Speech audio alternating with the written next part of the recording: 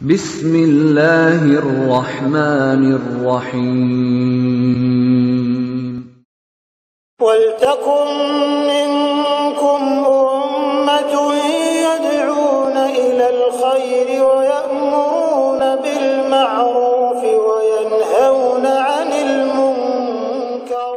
Assalamualaikum warahmatullahi wabarakatuh. Assalamualaikum warahmatullahi wabarakatuh. Ketenangan, jaminan yang pertama apa Pak? Ketenangan. Jadi kalau banyak kerisauan, banyak malapetaka di rumah kita, tanya. Kita yang usir itu ketenangan itu. Kita tidak program ketenangan itu muncul. Kalau ada sering Pak bermasalah dan tidak ada penyelesaian, kita yang melanggar itu. Ada syariat yang kita sepelekan. Ya namanya bermasalah sekali dua kali Pak. Semua rumah tangga. Tidak ada rumah tangga malaikat. Iya, jangan terus menerus. Kalau rumah tangga manusia Pak, Nabi pernah clash, pernah ribut dengan suami istri, itu biasa. Tapi itu bumbu rumah tangga. Iya, bumbu. Paling bagus begitu kalau pas ada tamu enak. Bisa kamar tidur bisa. Bisa. Ya kan bisa. Berbulan-bulan. Iya betul. Nah, yang kedua, wakasiyatuhumur rahmah. Ada rahmah. Ini makna nanti as-sakinah, makna rahmah Pak, semua bermakna positif, yang sesuatu yang baik. Kasih sayang. Ya. Rahmah ini luas sekali maknanya. Ada masalah Allah turun tangan, itu rahmah. Ada penyakit, kalaupun dikasih sakit enggak, yang penting sakitnya itu membawa rahmat. Ada penyakit Pak bawa rahmat.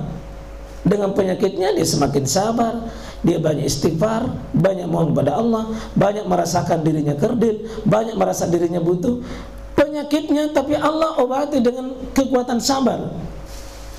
Penyakitnya tidak membuat dirinya menderita, tidak, tapi sakit. Oh Allah tidak biarkan Pak sakit sendiri, kecuali Allah obati dengan apa?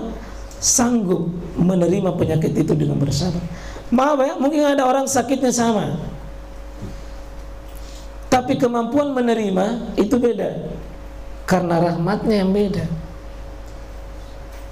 Di paceklik tentang corona ini Pak, banyak orang bertahan hidup, hanya bertahan hidup. Tapi orang yang diberi rahmat biasa saja Pak, justru meningkat ketajaman hatinya, kepekaan dirinya dengan Allah. Itu namanya musibah membawa rahmat. Tidak dibiarkan Allah itu, orang yang dalam keadaan dekat dengan Quran, interaksi Quran itu bagus, pasti Allah turun dengan rahmat. Pasti Pak, tidak ada yang tidak turun. Pasti Allah dampingi. Tidak dibiarkan menderita sendiri, pasti ada solusi. Dicukupkan apa yang menjadi kekurangannya. Iya, saya ulangi Pak ya.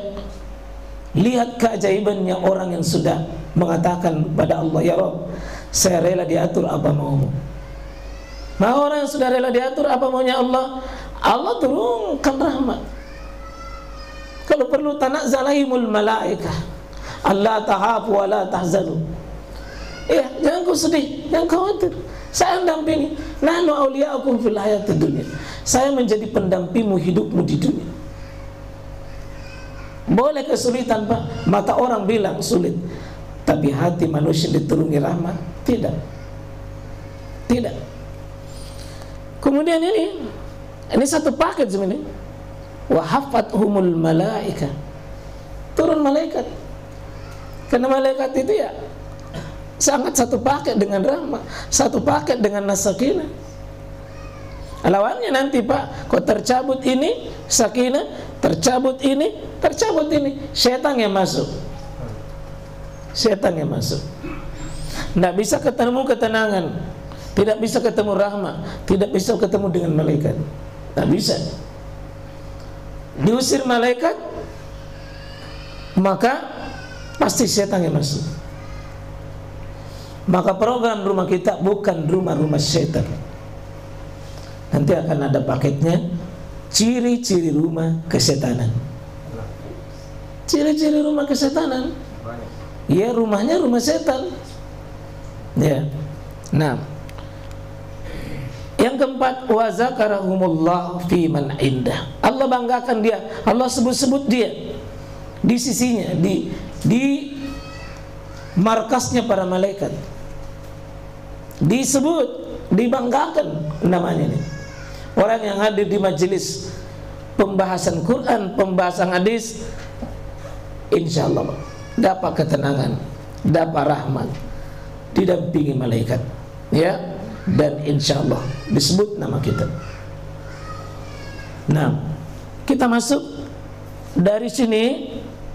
Jangan putuskan diri dengan aktivitas Al-Quran itu.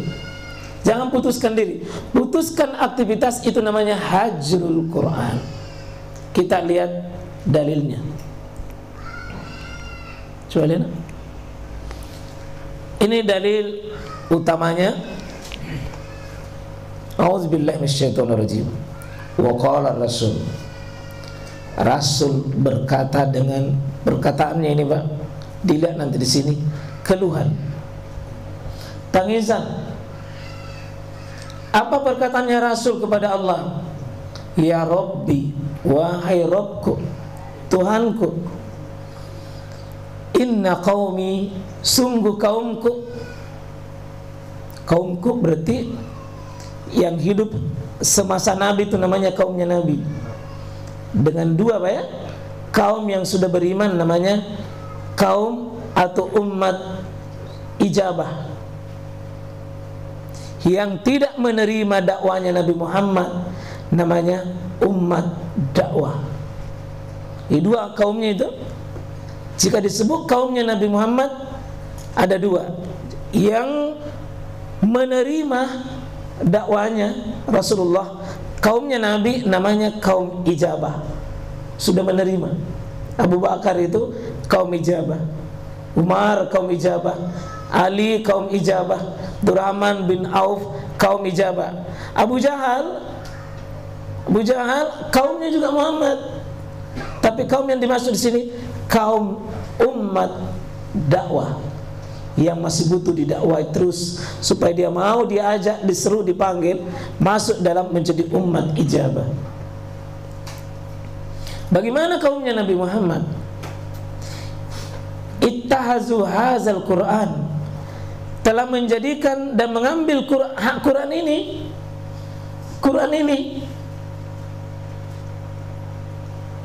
bagaimana? Mahjura. Nah, ini yang kita mau jadikan judul dari kata-kata ini.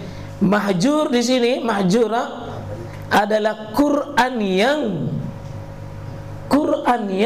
mahjur, Quran yang ditinggalkan. Jadi maf'ul di sini, Pak, ya? Maf'ul, objek ke dia. Ya, Qurannya yang ditinggalkan, Qurannya yang tidak diajukan, Qurannya yang tidak dipeduli, Qurannya yang tidak diapa-apain, dijauhi, mahjur, menjauhi, memutus, memboikot, ya itu namanya hajr atau mahjur. Mahjur atau hajr. Jadi kalau dia maf'ul. Ya. Ya. Nah,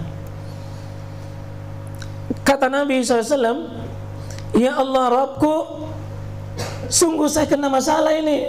Kaumku menjadikan Quran ini sesuatu yang tidak dipeduli. Kaumku tidak peduli Quran. Ini tangisan Nabi, Pak. Dalam penjelasan para ulama, inilah tangisan Nabi yang paling terbesar. Inilah keluhan Nabi sama Allah yang diabadikan dengan keluhan yang tertinggi. Keluhannya tentang Al-Quran. Maka seharusnya seorang muslim keluhan yang paling tertinggi dalam hidupnya adalah keluhan ketika Quran belum masuk di rumahnya, Quran belum masuk di hatinya, Quran belum dijadikan sebagai kenikmatan dan pembimbing hidup.